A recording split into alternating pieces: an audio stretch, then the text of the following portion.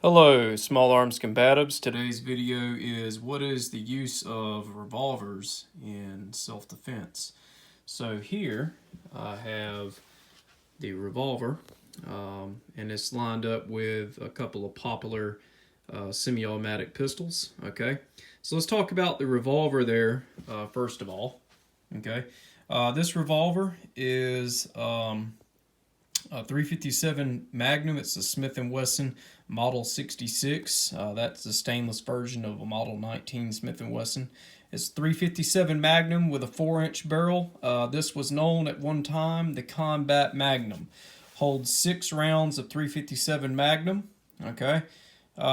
So why do this video? And we're going to talk about the roles of revolvers in self-defense. And this is my idea on it. Revolvers are in self-defense against other humans. They really have lost their place. Okay, in modern combat defense. Okay, shooting against other humans to stop other humans in self-defense. Okay, and this is the reason why. Let's look at the size of this revolver. We're going to compare it to these semi-automatic pistols here. So the one in the middle here, that is a 15-round Smith & Wesson M&P. That's the compact size, still 15 rounds. And then this one right here is the 9mm Shield. It's also a Smith & Wesson M&P, so it's basically the smaller version of that pistol right there. So this one holds 8 rounds with that magazine. There is a flush fitting magazine that holds 7. 15, that's 6. Okay. So let's talk about, first of all, my ideas. These pistols here, this is what you should be carrying, okay, for self-defense against humans. These hold more rounds. 9mm is effective at stopping. If it's not effective at stopping, it's because you're not hitting what you should. That's a marksmanship problem. Okay. So what is the role of revolvers? Okay. This revolver can do something that these semi-automatics can't do. And that's shoot a 357 Magnum. And I know a lot of you are thinking, yeah, but they have, Magnum semi-automatic pistols. They just don't hold up as well as the large frame revolvers, okay? You carry a revolver like this in a place where there's an animal like a bear that's going to eat you, okay? So I'm talking self-defense with a revolver in relation to going into the jungle somewhere where there's the potential that something might eat you. So that's my idea behind this, okay? This is a very devastating round if it hits somebody, though.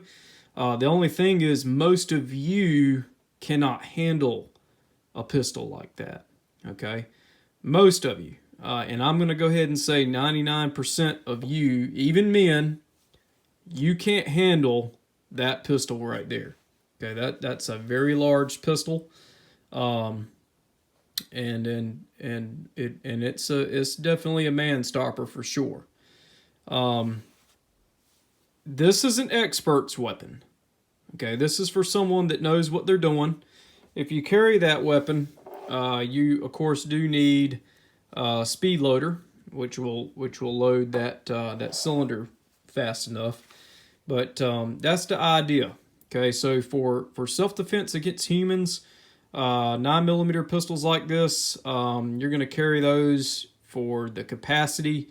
And I know there's where people always say, well, how many rounds is going to be enough to stop one person? It should only be about, 1 round or 2 rounds, 3 rounds. We don't know that. Okay, and we don't know that it's only going to be one person either. There's a statistic somewhere that says that that basically attackers, these professional attackers, they do attack in 1s, 2s, and 3s. So we don't know how many it's going to be. Okay. The next thing is The military and law enforcement, they've all gone the semi-automatic pistols. They're easier to use. They're more ergonomic. It's not so much the capacity, but the fact that you can reload these faster. Okay, you can reload those faster. If you carry the right ammunition, 9mm will do everything that some of the other semi-automatic calibers will do. So I'm saying 40 and 45. I'm not going to say it does everything this one does. There's some people out there that would claim that, but no, just no. Okay, when you get into the 357 Magnum there, that really is the end all fight round if it hits someone. Okay, the blast alone has gotten people to stop, honestly, from that pistol. Very loud handgun. There are some things, though, about revolvers these days that I do want to cover, and this is a very important part, okay? We quit doing classes where we have people with revolvers and semi-automatics. The reason why is revolvers should be a different class for the weapons handling on that, the way it's loaded and just general things. It's a different class. It should not have ever been included. If you go to a concealed carry class, you got people with revolvers and semi-automatics. It's just a permit class, not really training class, okay? But if it's a real training class, it should be two separate classes for revolvers and semi-automatics. The problems that we've seen with revolvers, the cylinder timing, cylinders not locking up perfectly in line with that barrel. I've seen more failures with revolvers than I have with semi-automatics. Okay, so that's for those of you that say, you know, revolvers might be more reliable or whatever, they don't jam. First of all, if that's the case, you haven't fired enough rounds out of that revolver that you say you have. What you did was you bought it. You took a concealed carry class where you took your little 30-round qualification, and then that's probably all you ever fired it. And then you went out to the range when you first bought it. You put, like, you know, a couple cylinders of ammunition through it. You shot 20 rounds or whatever, and then you stuck it away and put it back in the pistol box and drove home from the range and then put it up somewhere. That's what you did. So that's my opinion on it. Okay, I have a professional opinion, which is pretty much fact. Okay, so this is what you should be carrying for self-defense against humans.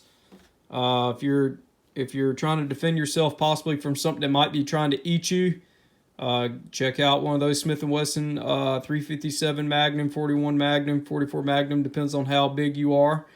But there you go. Hope you enjoyed the video. Over and out.